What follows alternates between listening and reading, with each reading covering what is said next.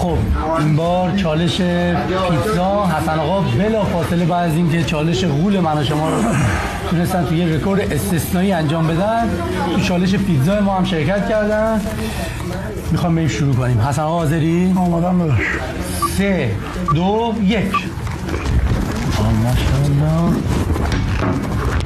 حسن آقا از راه دور 6 ساعت اومدن تو کافه فسفود من و شما.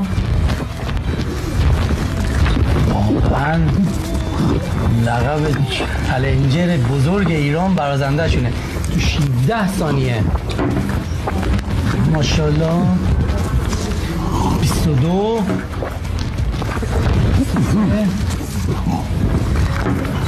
چه کردین حسن آقا؟ تموم داره میشه. 29 ثانیه. 30 ماشاءالله. 36 ثانیه. 36 ثانیه حسن آقا تونستن رکورد بزنن.